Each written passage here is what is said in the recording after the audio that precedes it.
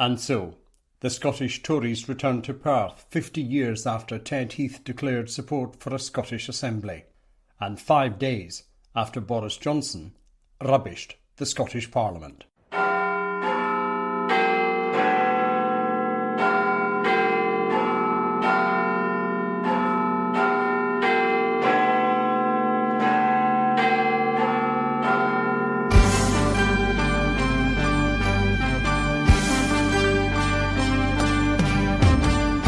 Tighter restrictions now to create a safety bauble at Christmas. Devolution is a disaster. Boris Johnson says it's a big mistake. And cut off in the Commons. Mr. Speaker takes control. From Caledonia Media, I'm Charles Fletcher with Scotland's favourite political show, The Week in Holyrood. I can never thank everyone enough for all the sacrifices that are being made, and I will never underestimate how difficult it is. But I do hold to the belief that love and solidarity, albeit with a lot of help from science, will get us through this, and that soon we will be looking back on it, not living through it. So please try to stay strong, and please stick with it and stick together. Matin va, fiskama. In an extraordinary week, more than 2 million Scots have been placed in restrictions close to the spring lockdown as the fight continues to control coronavirus. The First Minister is badgered in the Chamber as she announces the most difficult of decisions. The Prime Minister is cut off mid-sentence in the Commons by the Speaker, who'd only moments earlier given him a ticking off for his language. And just when you thought the Newsweek couldn't get busier, Boris Johnson goes into self-isolation after being in contact with an MP who's COVID positive. Mr Johnson describes devolution in Scotland as a disaster. The Scottish Tory leader says he didn't mean that. He meant the SNP's a disaster. Oh, and in case you're wondering, in the Brexit talks, still no trade deal. We begin with the breakdown of where you are in our tiers across Scotland. The First Minister, Nicola Sturgeon. They are necessary to ensure that the National Health Service can cope with the range of pressures it will face over the winter. We must ensure that hospital and intensive care services are there, not just for those with COVID, but for everyone who needs them. That means we must get case numbers down from current levels before going into a period when winter pressures are very likely to increase. Second, these decisions will give us the best possible chance, albeit in a limited and careful way, of being able to ease restrictions in all parts of Scotland for Christmas. That is something all of us want to look forward to. But we also know it will increase the risks of transmission, so we must get infection rates to a lower baseline now.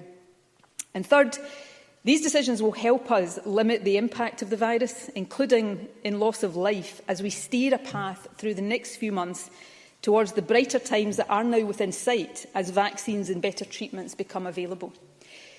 Difficult though today's decisions undoubtedly are, please do not forget that an end to all of this is now within our grasp. But we must get through the next few months as safely as possible, and that means tough decisions cannot be avoided, no matter how much you and I fervently wish that they could be. Let me turn now to the detail of our decisions, starting with the local authorities that are remaining within their current level. I can confirm that Orkney, Shetland, the Western Isles, Moray and the Highlands will remain in Level 1. For now, in common with the rest of the country, we are asking people in Moray and the Highlands not to visit other people's houses. However, for all areas in Level 1, it will be permissible from Thursday this week to meet outdoors with up to 8 people from a maximum of 3 households. I can confirm that Aberdeen City, Aberdeenshire, the Borders, Dumfries and Galloway and Argyll and Bute will all remain at Level 2. We hope that these areas, perhaps Argyll and Bute in particular, will be able to move to Level 1 soon. However, in some of these areas we have seen an increase in cases in recent days. We are particularly concerned about quite sharp increases, albeit, I should say, from a relatively low level in both Aberdeen and Aberdeenshire. That leads me to a general point, and indeed to a plea to everyone living in Level 1 and 2 areas. Please do not assume that being in one of the lower levels means that you can ease up. On the contrary, having fewer restrictions mean that the virus has more opportunities to spread, so it is more vital to abide by all the rules and precautions. Please use the postcode checker on our website to remind yourselves of what the restrictions are in your area, and please stick to them. I'm pleased to report that East Lothian and Mid Lothian have both seen a marked decline in infection rates. Prevalence in these areas is significantly below the level for Scotland as a whole. On that basis, assuming no significant deterioration before then, I can confirm that East Lothian and Mid Lothian will move down from level 3 to level 4 from next Tuesday, the 24th of November. From level 3 to level 2 from next Tuesday, the 24th of November. Between now and then, the local authorities will be able to undertake necessary environmental health and compliance checks and work with NHS Lothian to minimise any risk of increased transmission that the move to level 2 will bring.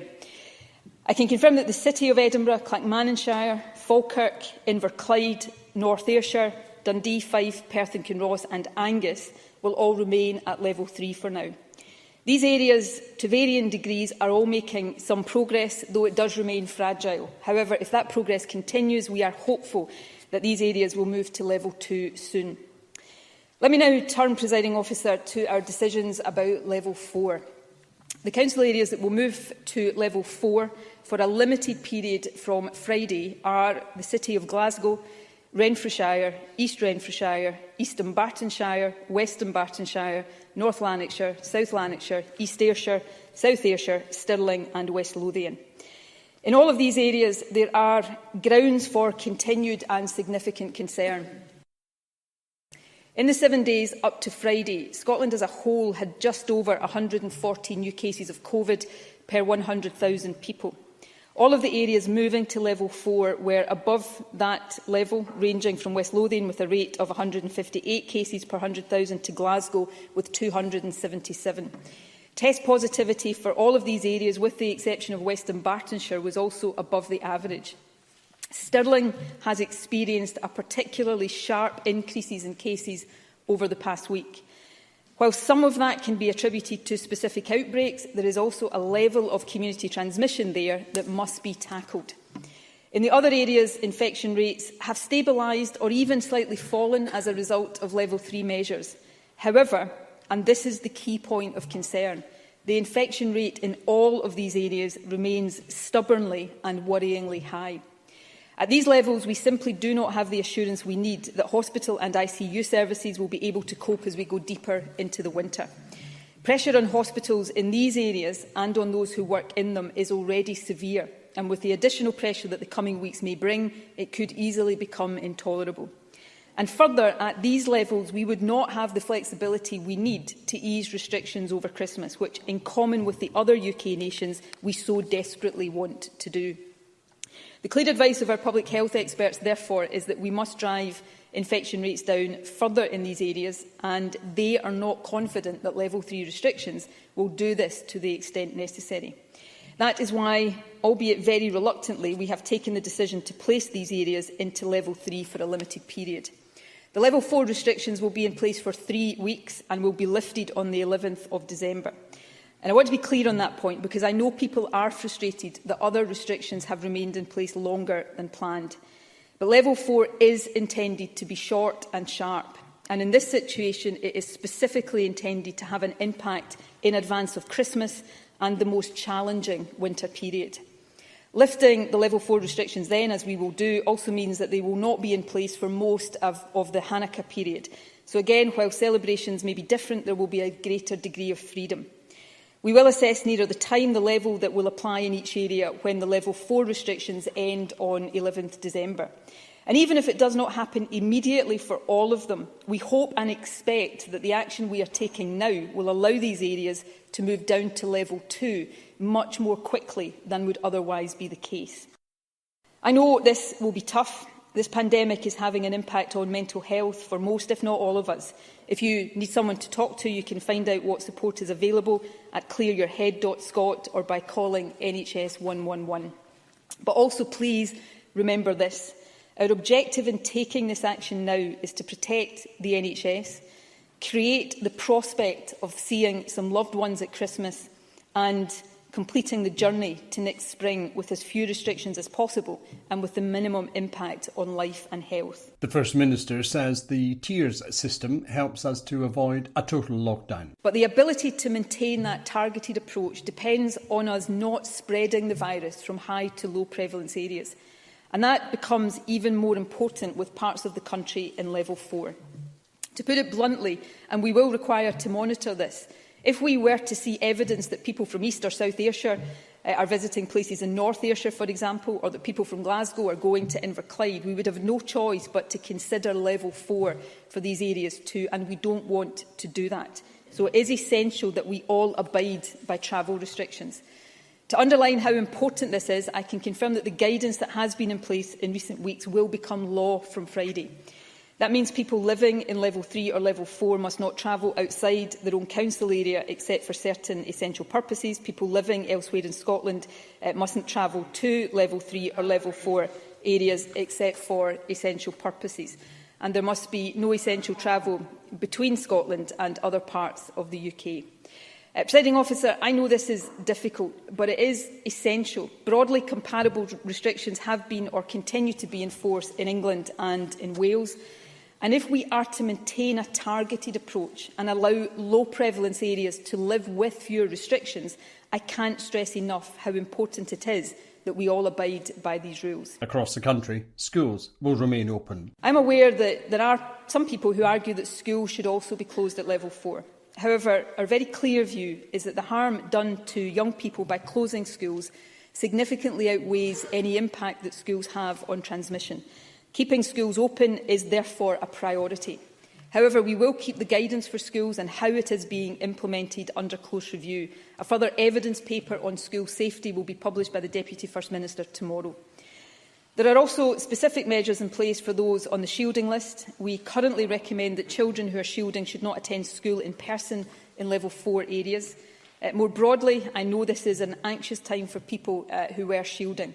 We are not advising the same strict isolation as in the previous lockdown. We know how harmful that is to well-being. Instead, the advice is to be especially vigilant. The Chief Medical Officer will be writing directly to all people in level 4 areas who were on the shielding list to provide more detailed advice. These restrictions are also very difficult for business, and so we are making more financial support available. In addition to the UK furlough scheme, all businesses that require to close at any level are eligible for a 4-weekly grant of £2,000 or £3,000, depending on rateable value.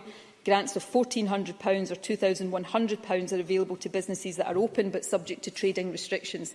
Eligible businesses can apply for these grants now through their local authorities. I can also confirm today that in addition to this, we are establishing a £30 million discretionary fund to enable local authorities to provide additional support for businesses where they consider that necessary or justified. For example, for businesses in supply chains or to taxi drivers suffering a severe but indirect effect. We will also make an additional £15 million available for newly self-employed people who have not been able to access other forms of support. And we are making an additional £15 million available to local authorities to help with the community and social impact of a move to level 4, and more details of these funds will be made available shortly. And as horrific as this year has been and continues to be, there is hope. We do have real reasons to be optimistic that science will get us out of this pandemic, and soon. This pandemic is taking its toll on all of us, and of course on some so much more than on others. I know that today's decisions will add to that for many, and I am truly sorry for that. Whether you agree with the decisions or not, please know they are not taken lightly.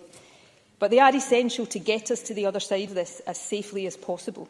That means all of us sticking to the rules and remembering facts in everything we do. And it means holding firm to what this is all for. In the midst of a global pandemic that is nobody's fault, this action is necessary. It is necessary to protect ourselves and those we love from a potentially deadly virus. It's essential to help the NHS look after all of us who need it, to give us the hope of some respite and time with our loved ones at Christmas, and with as little suffering and loss of life as possible, to help us complete the final stage of this horrible journey to the point, hopefully next spring, when we will be vaccinating, testing and treating our way back to normality. I can never thank everyone enough for all the sacrifices that are being made, and I will never underestimate how difficult it is. But I do hold to the belief that love and solidarity, albeit with a lot of help from science, will get us through this, and that soon we will be looking back on it, not living through it. So please try to stay strong, and please stick with it and stick together. A dreadful milestone has been passed this week with the number of people killed by COVID-19. More than 5,000 lives have been lost across Scotland. From the Chamber here at Holyrood, Lib Dem leader Willie Rennie. 5,000 deaths, that's truly a terrible toll. It's a dark day. And that heavy toll is the reason why I've supported a cautious approach. People too want to help, but they deserve an explanation. So why are the thresholds in the strategy framework, published only 3 weeks ago, being replaced already? Why are restrictions being ratcheted up in parts of the country, including a serious travel ban, where the number of cases is going down? And in that context, why is the government shutting down sectors of society and business without clear evidence that they are the cause of the spread? The impact on mental health, as well as business and the economy, will be considerable from this. So is the First Minister sure these sacrifices will help cut the virus? Is the First Minister sure this is going to work? I am as sure as I can be in an inherently uncertain and unpredictable situation that what we are announcing today will drive infection rates lower to the levels that we need them to be in these central belt areas. The restrictions that have been in place so far have stopped what would otherwise have been a rapid increase in cases. They have stabilised them. In some areas, they have slightly reduced them. But for all the reasons I've set out, we cannot go into winter, not if we are sensible, with a stubbornly high level of cases across the most populated part of our country. And the thresholds in the levels framework have not been changed. We look at the thresholds or indicators, whatever you want to describe them, and then we apply judgment around that. So if you look at Greater Glasgow and Clyde and Lanarkshire, both their case numbers and their test positivity are at the level where you would be starting to consider level 4, but what tips them over into that, apart from the stubbornly high nature of the cases, is the pressure and the potential pressure on hospital services. The same is true about hospital services with Ayrshire and with Stirling in relation to Forth Valley. So we pay attention to those indicators, but we have to apply the judgment on the advice of clinical and public health experts about what is necessary to get infection levels down. And, you know, we always have to make balanced decisions here. I am under no illusions about how difficult all of this is for everybody. Countries the world over are going through this right now. We are thankfully managing to avoid applying a lockdown across our whole country, and I hope that will continue. But I do not want to see us over what I hope is the final stage of this, assuming the optimistic scientific news materialises, as we all fervently hope it does, in the spring of next year. I want us in that period to minimise the loss of life. I want to minimise the number of people, including young people, who this time next year will be suffering from long COVID and the health complications of COVID. And I want to minimise economic damage too, because there is a fallacy that if we just don't take restrictions to control the virus, the economic pain won't happen. In actual fact, what will happen is that the virus will run more out of control and the economic pain will be deeper and longer. So none of this is palatable for anybody. I hate standing here announcing decisions like this. I probably can never find the words to properly encapsulate just how much I hate it. But my job is to do what I think is necessary. It's not to do what is popular. It's to do, taking account of all of the advice and judgment I can, is to do what I think is necessary to get us through this next phase of the virus as safely as I possibly can. As 11 local authorities are placed in Tier 4, Labour leader Richard Leonard notes the difference in the restrictions. Swimming pools and gyms closed, driving lessons stopped, visitor attractions closed, tourism shut down, hairdressers closed, non-essential retail shops closed, hospitality shut down completely. That is the stark difference between Tier 3 and Tier 4. In replying to me in Parliament last week, the First Minister said the Cabinet's decision on which tier people live in was a judgment, and judgment must combine with the hard data. So can the First Minister explain to people like those in North and South Lanarkshire what the hard data is, what the evidence is, to move them up a tier at a time when the transmission rate in Lanarkshire is coming down? And what assurance can she give them and millions of others moving to level 4 this Friday that this time 3 weeks really does mean just 3 weeks? Minister. On that last point, I've made very clear. I understand that people have been frustrated that restrictions that were meant to be limited previously have not been. But level 4, for the reasons Richard Leonard has set out, is meant to be a short, sharp intervention. We've looked carefully at the Welsh experience, which it's still too early to say what the impact of that has been, but a fire break that they lifted after 2 weeks. And it may be after 3 weeks we don't have all of the evidence flowing through into the data, but the level 4 restrictions will end on the 11th of December, and then we will decide what levels these areas go into then. I absolutely readily acknowledge the difference in terms of the economy and people's lives between living in level 3 and living in level 4. But I hope Richard Leonard will also take this point seriously, that the difference between level 3 and level 4 for Lanarkshire, for Glasgow, for these other areas, it may be also fewer people dying over the next period, and it may be the difference between our NHS being able to cope and not cope. He asked me for the evidence. The data for each local authority is being published today, as he is aware. If you look at cases per 100,000 over the past 7 days, the national average is 141. In North Lanarkshire, it's 238. And in South Lanarkshire, 229. Test positivity, national average is 7%. In North Lanarkshire, it's 10.3 and 9.5 in South Lanarkshire.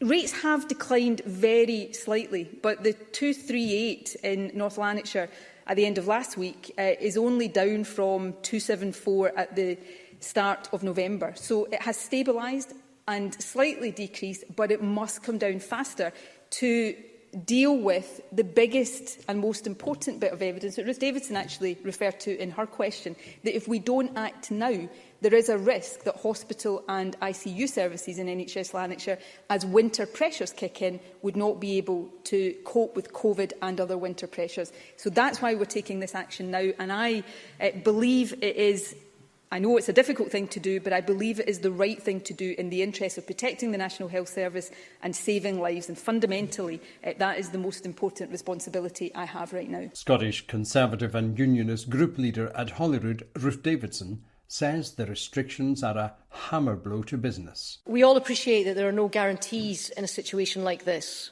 But if the evidence points to an essential calculation that accepting 3 weeks of level 4 restrictions for those authorities affected in order to win a more general easing of restrictions over the Christmas and New Year period, then that is, with regret, a judgment that we will take at face value. And the need to get through the next few months with the virus as widely suppressed as possible is all the more important, with the enormously encouraging news over recent days that vaccines with efficacy rates of 90% or more are now a real prospect by year's end. But whatever the promise of an eventual vaccination programmes, today's news will come as an immediate hammer blow for thousands of small businesses in the affected areas who have fought since March to stay open, to keep their head above water, surviving the spring lockdown and late summer and autumn restrictions, only to be faced again now with a further period of closure. Sustained government support will be critical to their survival, and we have seen the concerns expressed by business organisations over the past 24 hours, concerns that we expect ministers to address head on. But today I want to specifically ask about the situation in our hospitals. In the latest projections in the documents accompanying the statement, it shows that NHS Lanarkshire, Greater Glasgow and Clyde and Ayrshire and Arran could run out of COVID hospital beds over the next few weeks, and that ICU capacity in those areas, along with Fife and Forth Valley, will also soon be reached. While we must hope for the best that this will not be the case, we must also plan for the worst. So can I ask the First Minister, does each hospital in these health board areas have a contingency plan to manage the situation should it arise? Can she provide an update on the progress of mutual aid arrangements between NHS boards to ensure that there is enough capacity to deal with peak levels of demands as set out in the Winter Preparedness Plan? And according to that plan, at least 4 months' supply of all key PPE commodities was to have been procured from the end of October, as was a national stockpile of 60 ICU and supportive care medicines by the end of November. So can she confirm that all of these items have indeed now been secured? Our NHS staff have worked heroically over the last 8 months. We must spare no effort in making sure that they have the resources and protection that they need for this very worrying period ahead. First Minister. Can I thank Ruth Davidson for these questions? I'll try to, as briefly as possible, address all of them. Firstly, just to reiterate the point that I made in my statement, these decisions are unpalatable, but they are necessary. They are necessary to protect the NHS, to open up that space, I hope, at Christmas, and also to get us through what I hope, increasingly hope, is the final stage of this journey with as little loss of life as possible. That's why we have reached these decisions. And I know there will be people who disagree with these decisions. I can hear there are people in this chamber who strongly disagree with these decisions. I respect that, but I hope that nobody will think that these decisions are being taken lightly or without very serious consideration and assessment of their necessity.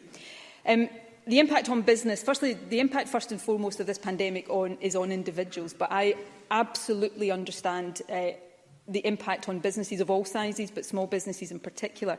I would make 2 points there, and these are points members will want to follow up in the days to come. Firstly, it is concern for businesses that makes me so determined for as far as we can to stick with the levels approach, so that small businesses in Highland are not being closed down because of high prevalence in Glasgow or Lanarkshire, and I think that is important.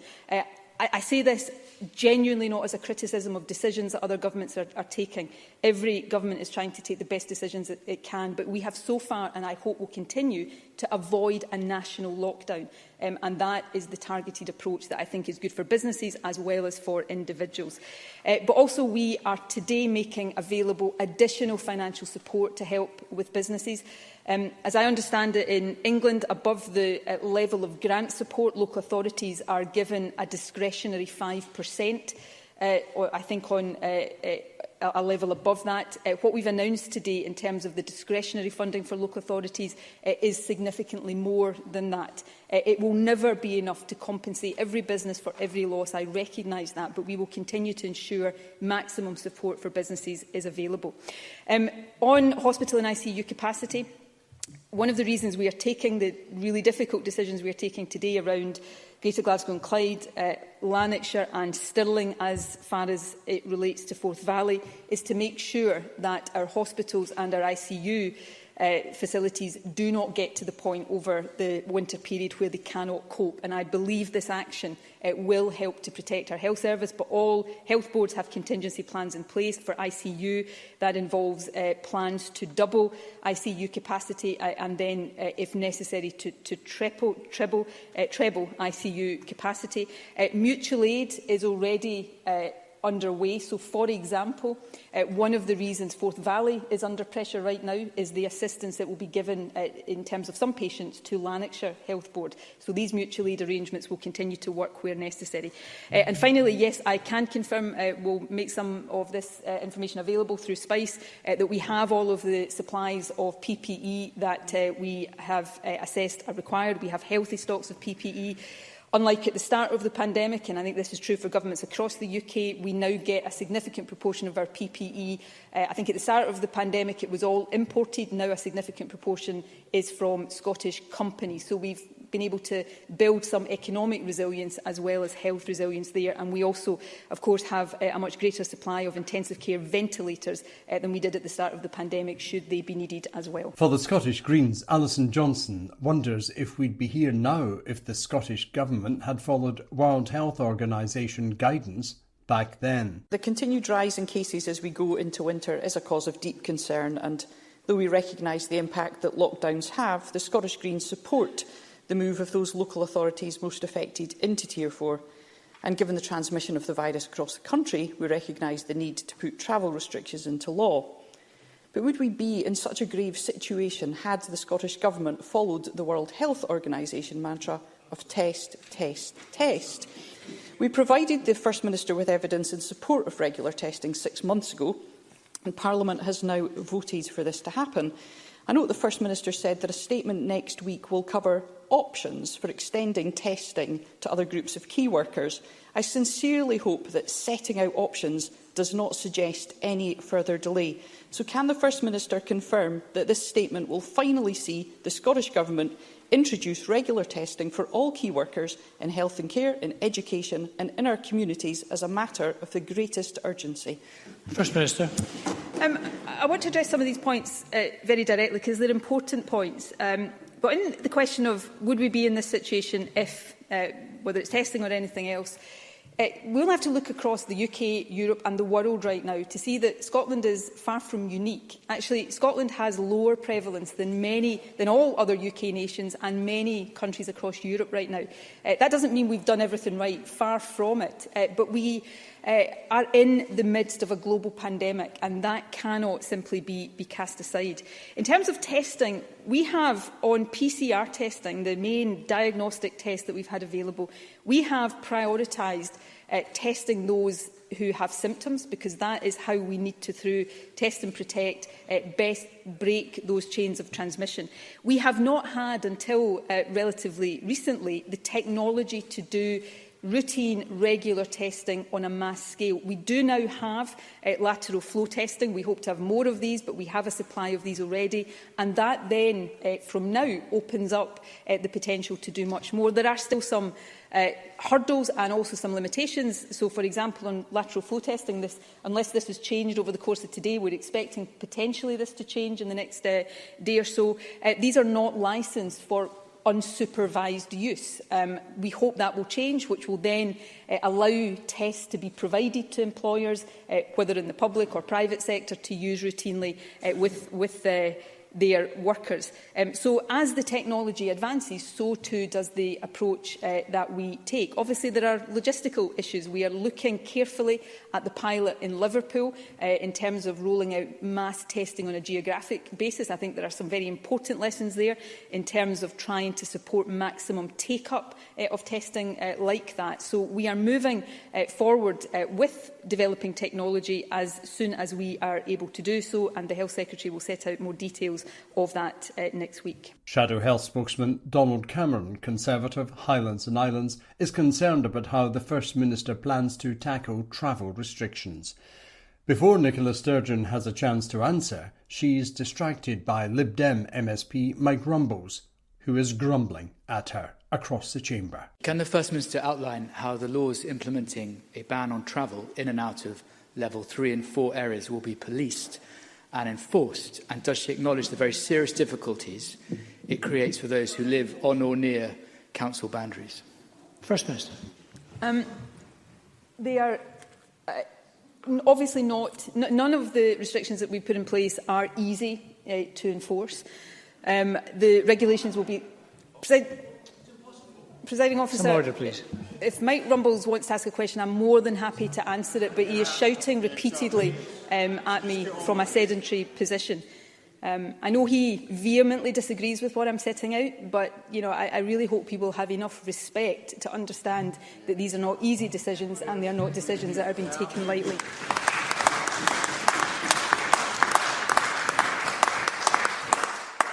Coming back to the important and perfectly legitimate question, the police will enforce these regulations in the way that the police have enforced all of the regulations that have been in place.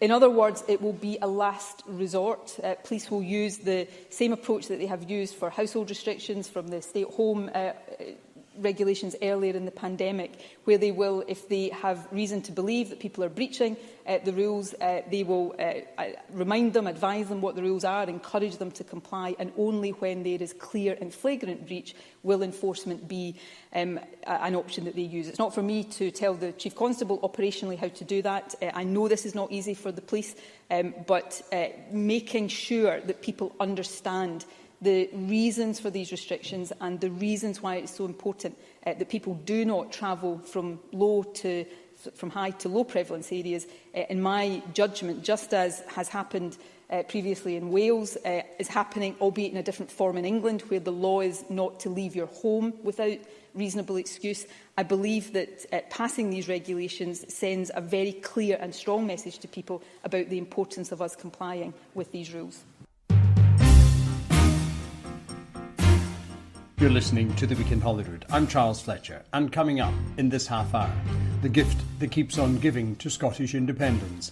It's called Boris Johnson. And looking ahead to next year's Scottish election.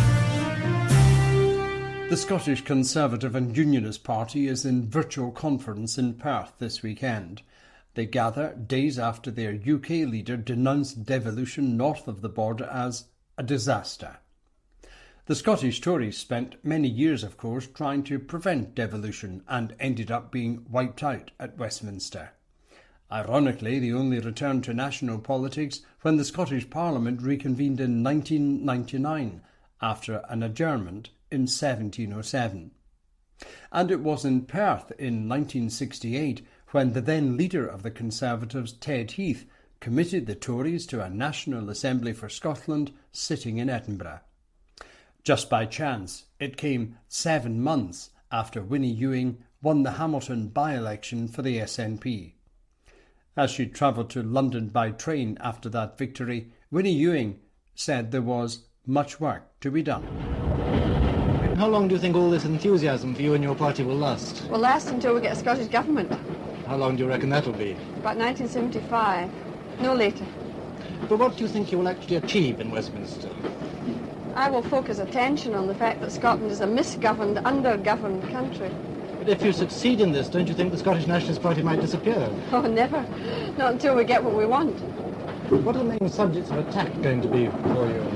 Well, I think Scotland's grievous social ills, which would take me about half an hour to elaborate on, but the loss of people is one of the worst things, and that's just a symptom of the disease, which is all the things that are wrong with the social setup, the housing, the education, the lack of jobs. And I've got to ask questions that will highlight these things. This week, Boris Johnson told a group of his Northern English MPs devolution north of the border has been a disaster. He says Scottish devolution is Tony Blair's biggest mistake because he never foresaw the rise of the separatists and the nationalists. This week, the current Labour leader, Sir Keir Starmer, saw this as his lead question to the Prime Minister in the Commons. Boris Johnson fielded the questions from his flat in Downing Street, where he is self-isolating because of COVID-19. The Leader of the Opposition, Right Honourable Keir Starmer. Thank you, Mr Speaker. Can I start by sending my best wishes to the Prime Minister and all those across the country who are doing the right thing by following the rules and self-isolating. Mr Speaker, devolution in Scotland, Wales and Northern Ireland is one of the proudest achievements of the last Labour government. Until now, whatever our disagreements, there's been a very broad consensus about devolution. So why did the Prime Minister tell his MPs this week that Scottish devolution is, in his words, a disaster? Prime Minister. Thank you, Mr Speaker. I think what has unquestionably been a disaster is the way in which the Scottish Nationalist Party have taken and used devolution as a means not to improve the lives of their constituents, not to address their health concerns, not to improve education in Scotland, but constantly, and I know this is actually a point of view that is shared by the Right Honourable Gentleman who leads for the opposition, but constantly to campaign for the breakup of our country and to turn devolution, otherwise a sound policy from which I myself personally benefited by when I was running London, but turn devolution into a mission to break up the UK. And that, in my view, would be a disaster. If he doesn't think that would be a disaster, then perhaps he could say so now. Could I just say it's the Scottish National Party, not the Nationalist Party. Otherwise, the phones will be ringing longer than I'm so sorry. They're national but not nationalists, I see. Right. We can play pedantics another time. Keir Starmer. Mr Speaker, the biggest threat to the future of the United Kingdom is the Prime Minister every time he opens his mouth on this. When the Prime Minister said he wanted to take back control, nobody thought he meant from the Scottish people. But the Prime Minister's quote is very clear. He said devolution has been a disaster north of the border. This isn't an isolated incident. Whether it's the internal market bill, the way the Prime Minister sidelined the devolved parliaments over the COVID response, the Prime Minister is seriously undermining the fabric of the United Kingdom. So instead of talking down devolution, does he agree that we need far greater devolution of powers and resources across the United Kingdom? We now go back. Well, Prime Minister. I mean, Mr. Speaker, I think it's Tony Blair himself, the former Labour leader, who has conceded that he did not foresee the rise of a separatist party in Scotland. He did not foresee the collapse of Scottish Labour, Mr. Speaker. And I think the right honourable gentleman is quite right. There can be great advantages in devolution. And I was very proud when I was running a devolved administration in London to do things in which I passionately believed, like improving public transport and fighting crime and improving housing for my constituents. And we had a great deal of success. And what disappoints me is that the Scottish National Party, Mr. Speaker, by your ruling on their correct name, the Scottish National Party, Mr. Speaker, is not engaging in that basic work. Instead, they are campaigning to break up the union, an objective that I hope the Leader of the Opposition will repudiate. Will he say so now, that he opposes the break-up of the United Kingdom?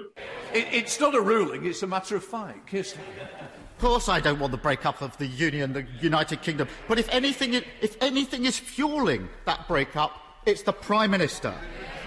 The SNP's Westminster leader Ian Blackford also took the PM to task over his description of devolution as a disaster. And in this extraordinary week, the Speaker, Sir Lindsay Hoyle, challenged the Prime Minister on his continued misnaming of the SNP as the Scottish Nationalist Party. That's an old Churchill trick to wind people up. He'd often misname or mispronounce just to irritate. He managed to irritate Argentina with his pronunciation of Buenos Aires, and Hitler by calling his followers Nazis. The Speaker cut the Prime Minister off mid-sentence because he'd heard enough. We now come to the Leader of the SNP, Ian Blackford. Mr. Speaker, and can I wish the Prime Minister and all those that are self-isolating well. Mr. Speaker, over the past 20 years, Westminster has imposed an extreme Brexit, an illegal war in Iraq, £9,000 tuition fees, the Windrush scandal, the rape clause, the bedroom tax, and a decade of Tory austerity cuts which have pushed millions into poverty. At the same time, the Scottish Parliament has delivered free prescriptions, free tuition fees, free personal care, free bus travel, the baby box, the Scottish Child Payment, world-leading climate action, all of which make Scotland a fairer and more equal place to live. Does the Prime Minister understand why the people in Scotland think it is him and his Parliament that are the real disaster? Prime Minister. Well, Mr. Speaker, I respectfully refer the right honourable gentleman to the answer I gave to the Leader of the Opposition. I may say that I do think that his policies of wanting to break up the union are a disaster, and I wish he and his party would focus on the real priorities of the people of Scotland, on education, on health, on tackling crime and housing and the issues that matter to all our people. That's what a devolved government should do. I was very proud to run a devolved administration, and that's what we focused on. We didn't endlessly go on about constitutional change and the breakup of the UK. In Blackford. My goodness, I'm not sure if the Prime Minister was listening, because I just charted some of the achievements of the Scottish Government delivering on behalf of the people of Scotland. Mr. Speaker, no apology and no regrets from this Prime Minister. His attack on devolution wasn't just a slip of a tongue, it was a slip of the Tory mask. The chasm between Westminster and the Scottish people has never been bigger. We know that these were not just flippant remarks when Scotland faces the biggest threat to devolution with the Tory power grab bill. The fact is, Scotland has been completely ignored by Westminster. We now face an extreme Brexit, a power grab and another round of Tory cuts, all being imposed against our will by a Tory government that we didn't vote for. Exactly. Isn't it the case, Mr. Speaker, that the real disaster facing the people of Scotland is another 20 years of Westminster government? Isn't it clearer than ever that the only way, Mr. Speaker, to protect Scotland's interests, our Parliament and our place in Europe, is for Scotland to become an independent country? Prime Minister. Mr. Speaker, no, I could not disagree with the Honourable Gentleman more. He is totally wrong. What the UK does as a whole is far, far bigger, better and more important than what we can do as individual nations and regions. And I think that actually when you look at the way the UK has pulled together during this pandemic, the way the armed services have worked to get testing throughout the whole of the UK, the way that the furlough scheme has been deployed across the UK, the billions and billions that have been found to help people across the whole of the UK, businesses in Scotland, in Wales, in Northern Ireland, in England.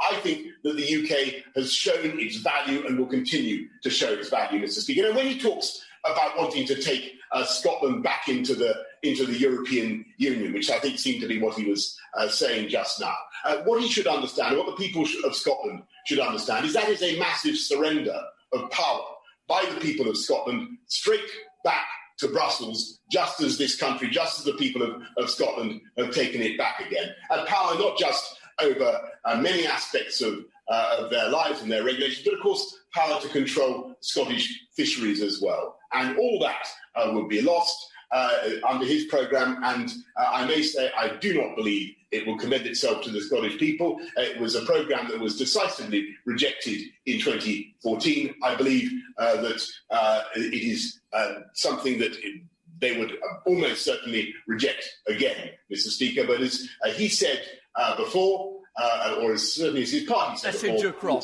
Sir Graham Brady!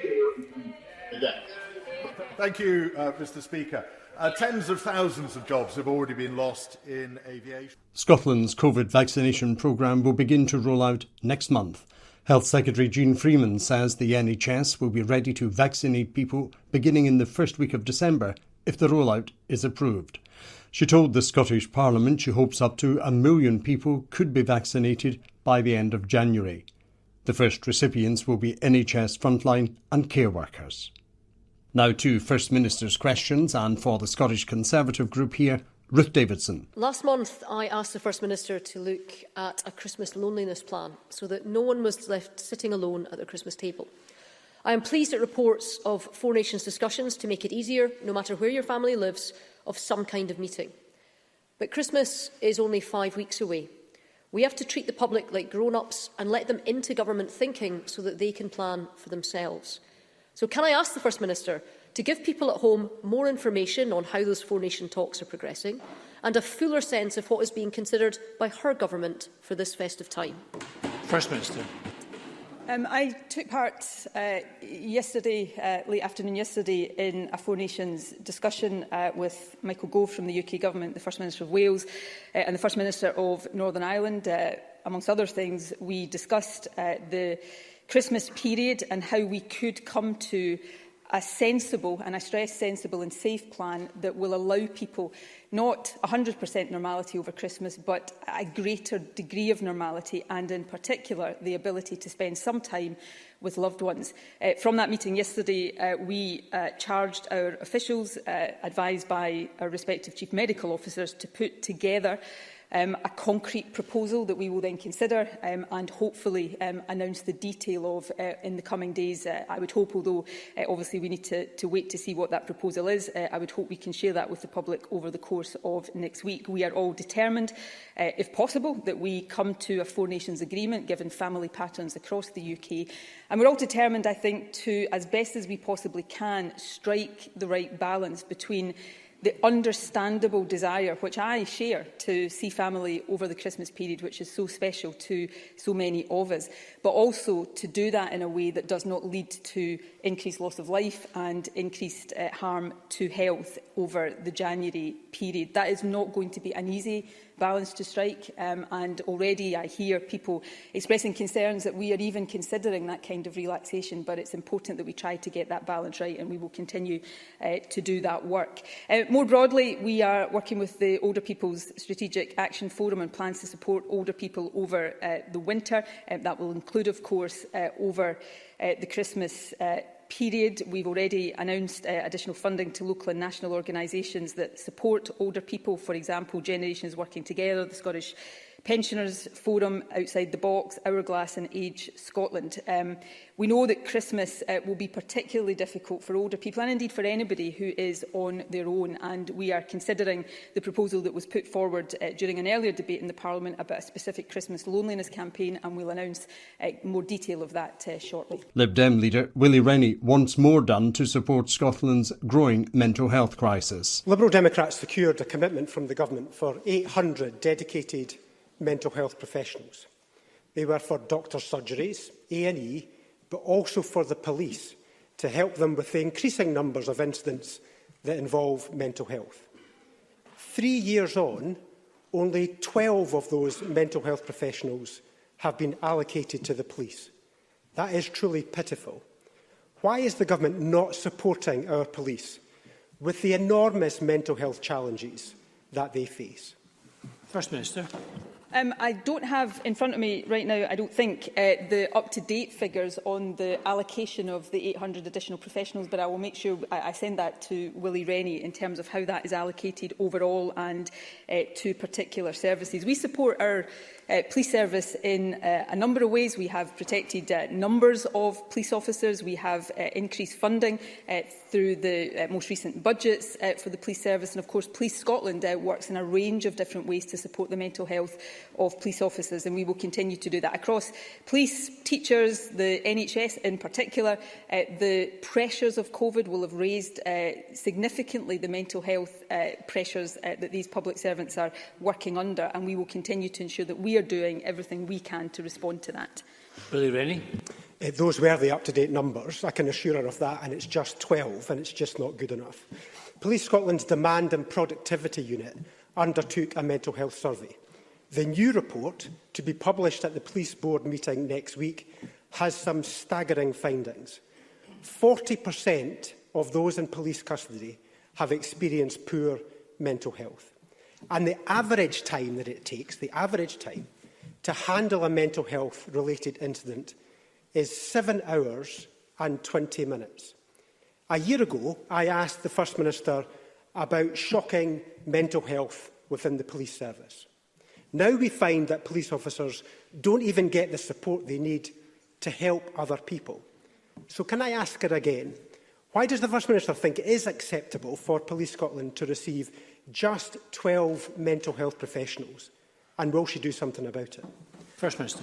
There's a range of different ways in which the police are supported on mental health issues, and we will continue to take steps to enhance that where that is necessary. The well-being of police officers is, of course, one of the principal responsibilities of the Chief Constable. If we look at absence rates for police officers, they are lower in terms of the current absence rates, lower than for the equivalent period last year. Police officers and staff are able to access a range of services to care for both physical and mental health. That includes through Police Scotland's Your Wellbeing Matters programme.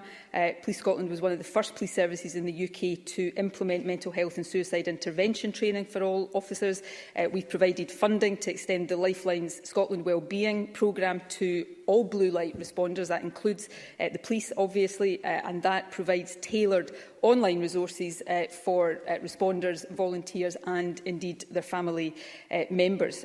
We provide funding for other initiatives as well, including to help with the introduction of wellbeing champions. So there's a range of different ways in which we support the police to look after the mental health of their officers and indeed support staff, and we will continue to have dialogue with the Chief Constable to ensure that we are supporting them in whatever ways we possibly can. The Scottish Government is preparing to stagger next year's election over a series of days if the pandemic persists. It's also looking at extending the encouragement of a postal vote to help reduce the number of people going to polling stations. The vote is scheduled for the 6th of May. 4 stations in our network of community radio across Scotland are finalists in next month's Community Radio Awards. Congratulations to Alive in Dumfries, DCR in Dunoon, Heartland in Pitlochry and K107 Kirkcaldy. Best wishes to you all for the final.